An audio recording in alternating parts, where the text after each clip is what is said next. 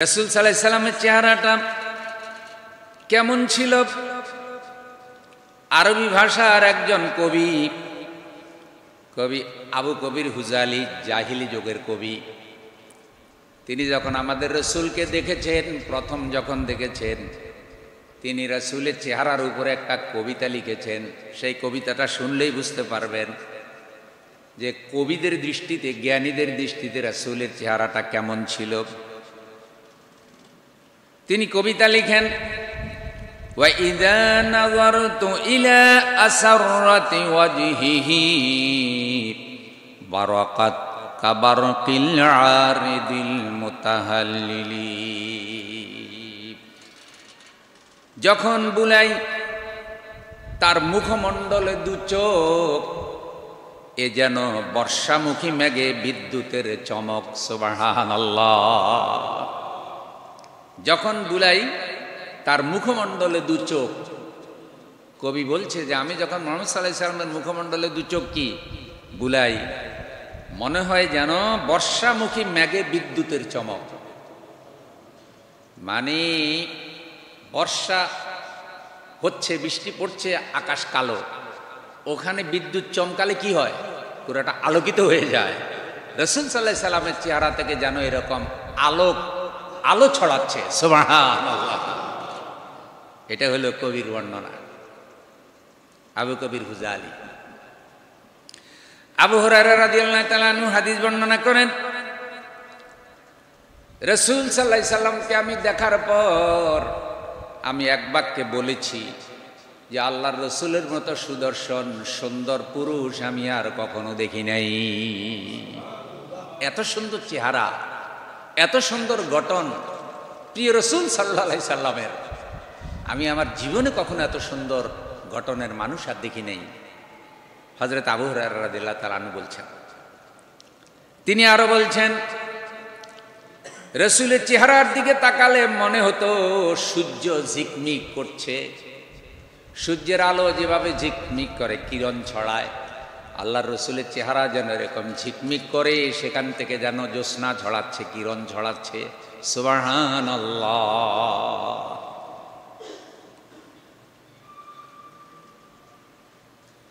রবি বিনতে মুআজ বর্ণনা করেন, তুমি যদি রাসূল সাল্লাল্লাহু আলাইহি সাল্লামকে দেখতে, তোমার মনে হতো যেন আকাশে সকাল বেলার সূর্য উদিত হয়েছে। রাসূলকে যদি তুমি দেখতে, তোমার মনে হতো আকাশে যেন সুন্দর পরিচ্ছন্ন আলো নিয়ে সূর্য উদিত হয়েছে। হযরত জাবের বিন সামুরা রাদিয়াল্লাহু তাআলা আনহু বলেন, একবার জ্যোৎস্না রাতে আমি রাসূল সাল্লাল্লাহু আলাইহি সাল্লামকে লাল পোশাকে আবৃত দেখেছিলাম। একবার আমি চাঁদের দিকে তাকাই, আবার আমি রাসূল সাল্লাল্লাহু আলাইহি সাল্লামের দিকে তাকাই, আমার মনে হলো আমার রাসূলের চেহারা আসমানের চাঁদের থেকেও সুন্দর। হযরত আনাস রাদিয়াল্লাহু তাআলা আনহু এরকম হাদিসে বর্ণনা করেছেন, জ্যোৎস্না রাতে রাসূল সাল্লাল্লাহু আলাইহি সাল্লামকে আমি দাওয়াত করেছিলাম। হুজুর আমার ঘরে খানা খেয়ে বাহিরে গিয়ে বসলেন, আকাশে ছিল পূর্ণিমার চাঁদ।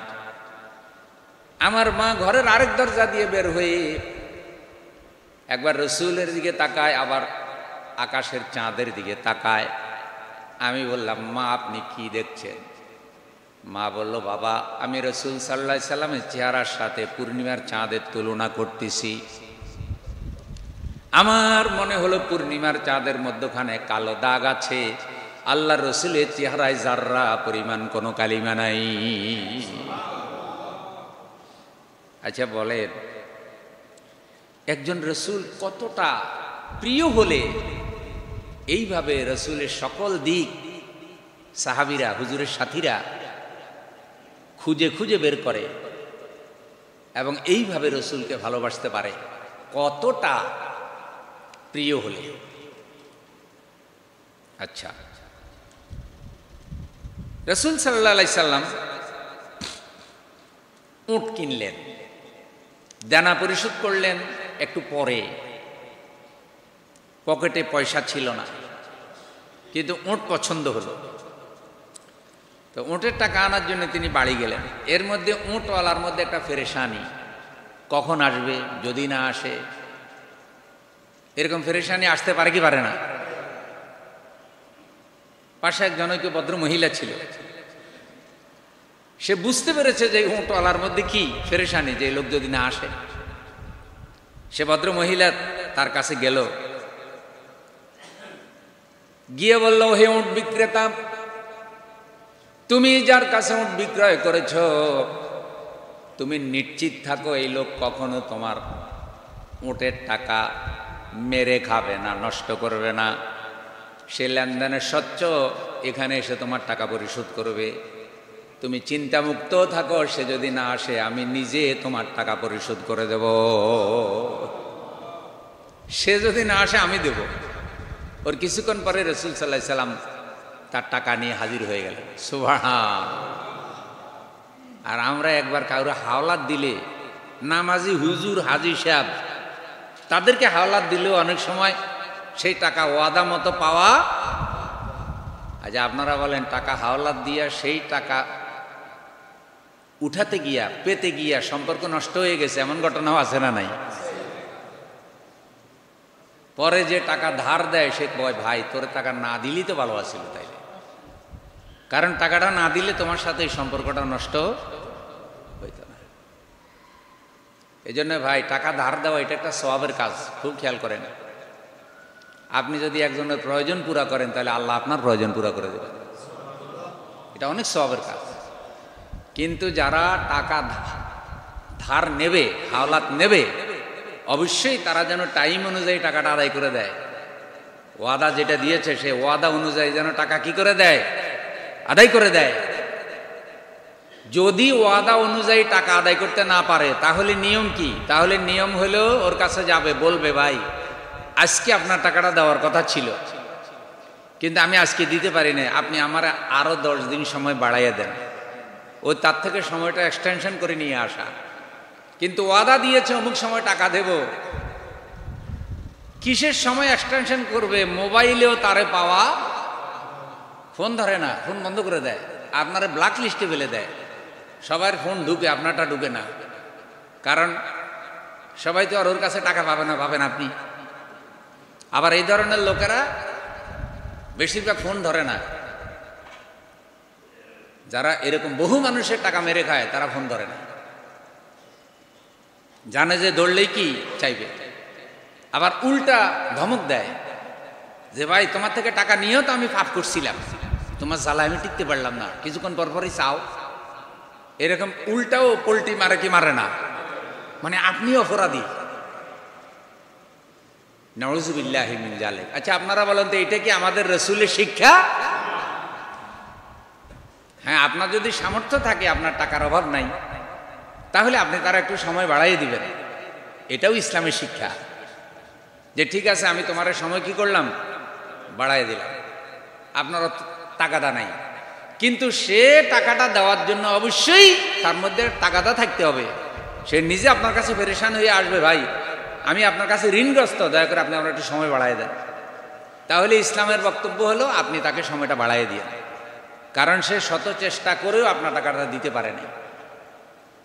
যদি তার চেষ্টায় কোনো কমতি না থাকে, এখানে যদি কোনো প্রতারণা না থাকে, রাসূল সেই টাকা দিয়ে দিয়েছে। তাহলে রাসূলের লেনদেনের ক্ষেত্রে একজন মহিলা পর্যন্ত বলছে, এই তুমি কোনো নিশ্চিন্ত থাকো, উনি টাকা দিয়ে দেবে। আর উনি যদি টাকা না দেয়, কতটা আত্মবিশ্বাস থাকলে সে বলতে পারে যে তার পক্ষ থেকে আমি টাকা দিয়ে দেব। একটু সুবহানাল্লাহ বলা যায় না? তাহলে রাসূলের প্রতি ওদের কত ভালোবাসা ছিল, মহিলাদের কত প্রিয় ছিল আল্লাহ রাসূল তাদের।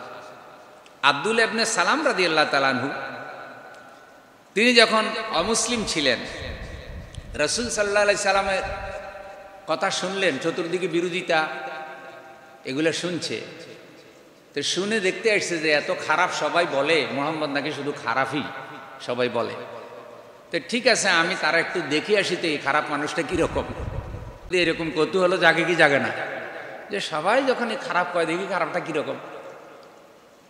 তো সে দেখতে গেছে, দেখতে গিয়ে কি বলছে, আমি যখন রাসূল সাল্লাল্লাহু আলাইহি সাল্লামকে দেখলাম প্রথম যখন আমি দেখলাম, আমার চোখ যখন তার চেহারার উপরে পড়ল, আমার অন্তর বলে উঠল, হে আব্দুল ইবনে সালাম, এই ব্যক্তির চেহারা যেই সাক্ষী দিচ্ছে, এই লোক কখনো মিথ্যাবাদী হতে পারে না। সে রিসালাত যে দাবি করছে, তার কাছে যে কোরআন নাজিল হয়েছে, সে যে আল্লাহর রসুল হিসেবে নিজেকে ঘোষণা দিয়েছে, এটা কখনো মিথ্যা হতে, কারণ আমি তার দিকে যখন প্রথম তাকিয়েছি, আমার অন্তর সাক্ষী দিয়েছে এই ব্যক্তি কখনো মিথ্যা কথা বলতে পারে না। তাহলে আমরা যদি রসুলের সত্যিকারের উম্মত হই, রসুলের খাঁটি প্রেমিক হই, তাহলে আমাদের ব্যাপারেও তো একজন ভাই দেখলে যেন এমনটা মনে করে, সেই কোয়ালিটি অর্জন করার দরকার আছে কিনা বলেন? এটাই তো রসুলের শিক্ষা, রবিউল আউয়ালের শিক্ষা। প্রিয় ভাইয়েরা আমার, শামাইলে তিরমিজির ভিতরে রসুলের মুখমণ্ডলের আকৃতি সম্পর্কে বর্ণনা এসেছে। কোন কোন সাহাবী বলেছেন, আল্লাহর রসুলের চেহারা পূর্ণিমার চাঁদের মতো গোলাকার ছিল। এটা হলো বারা বিনতে আজিব রাদিয়াল্লাহু তাআলা আনহু, রসুলের এক সাহাবী। তিনি বলছেন, পূর্ণিমার চাঁদ যেরকম গোলাকার, রসুল সাল্লাল্লাহু আলাইহি সাল্লামের চেহারাটা এরকম গোলাকার ছিল।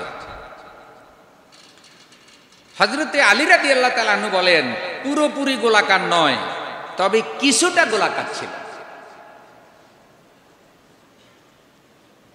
হযরতে আলী রাদিয়াল্লাহু তাআলা আনহু আরো বলেন, রসুলের কপাল ছিল প্রশস্ত, ভ্রুগুলো বাঁকানো ছিল, চিকন ঘন ভ্রু, উভয় চোখের ভ্রু আলাদা, মধ্যখানে একটা উঁচু রগ ছিল। কখনো রাগ হলে রগটা স্পষ্ট দেখা যেত। হুজুরের চোখের ভ্রু, হুজুরের চুলের সাজগোজ, হুজুরের দাঁড়ের সৌন্দর্য সব মিলাইয়া চেহারার দিকে যখন তাকাতো, কারো দৃষ্টি ফিরাতে মনে চাইতো না। সুবহানাল্লাহ, চেয়েই থাকতো। মুহাম্মদুর রাসূলুল্লাহ সাল্লাল্লাহু আলাইহি সাল্লামের চেহারা চেয়েই থাকতো। এই চেহারা, গায়ের রং।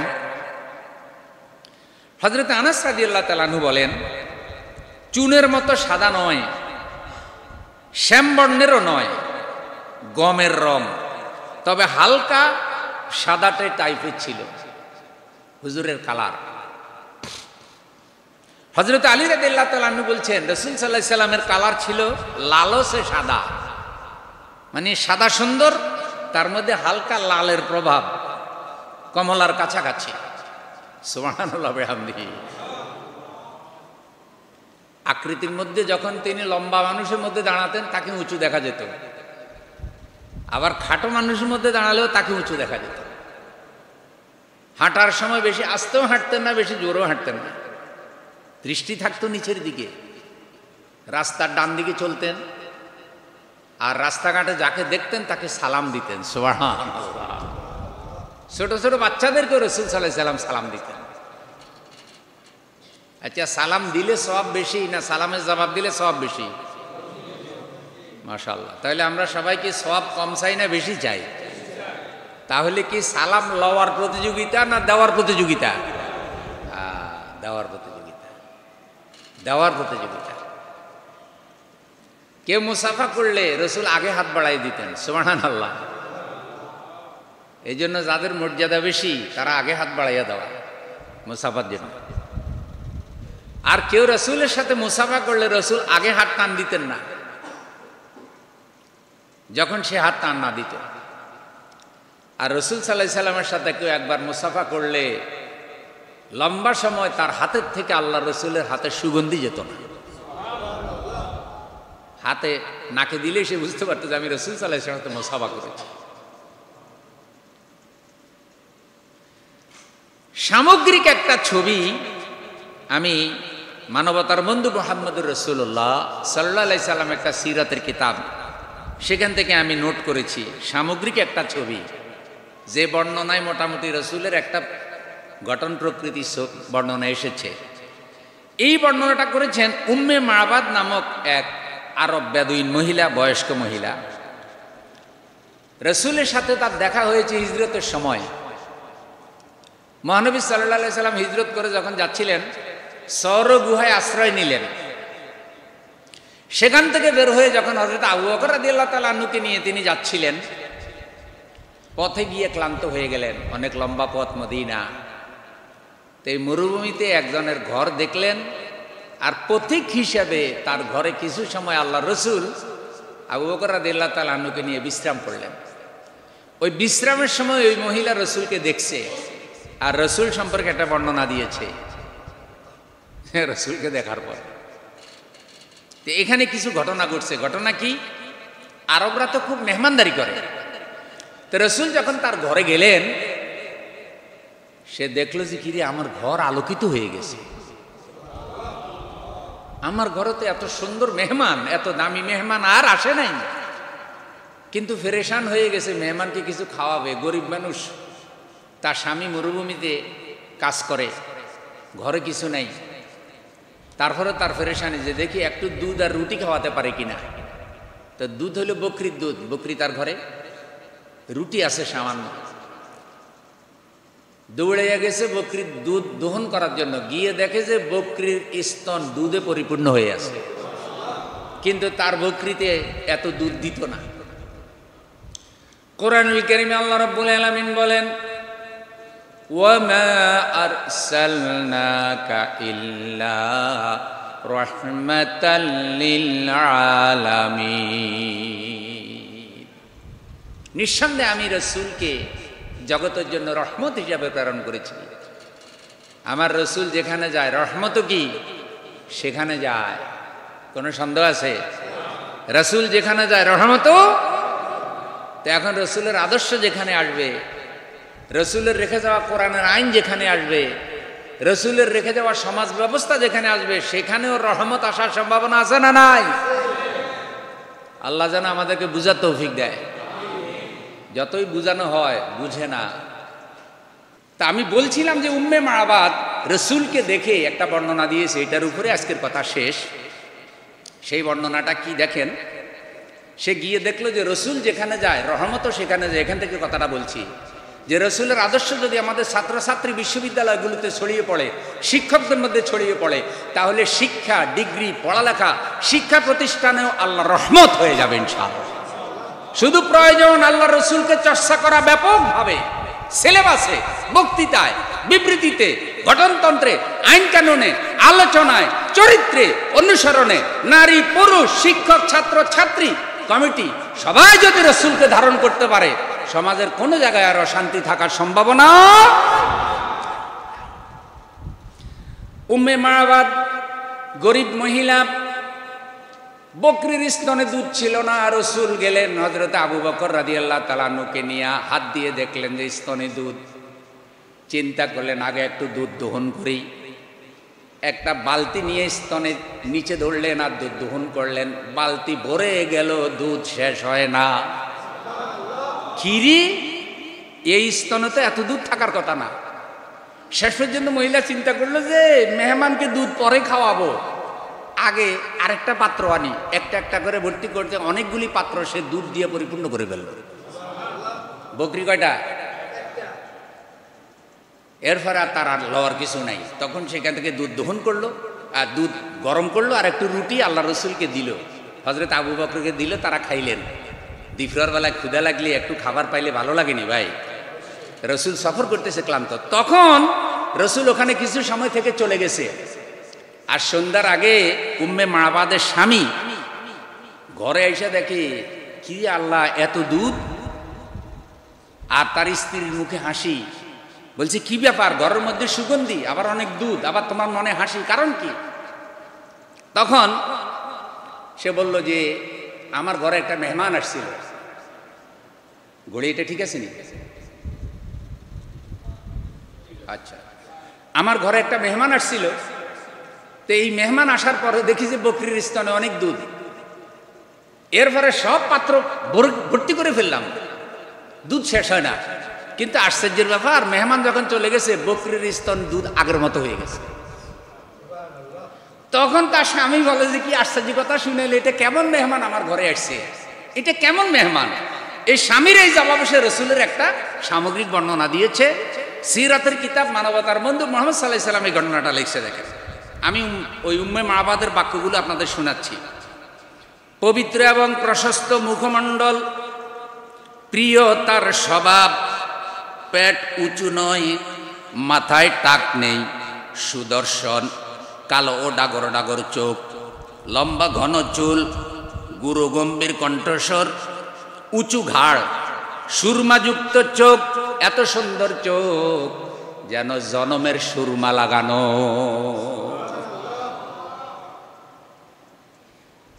চিকন ও জোড়া ভ্রু, কালো কোকড়ানো চুল, নীরব গাম্ভীর্য, আন্তরিক, দূর থেকে দেখলে সুন্দর চিত্তাকর্ষক, নিকটে এসে দেখলে আরো মিষ্টি, আরো সুন্দর, মিষ্টভাষী, স্পষ্টভাষী, নিষ্প্রয়োজন শব্দের ছড়াছড়ি থেকে মুক্ত তার কথাবার্তা।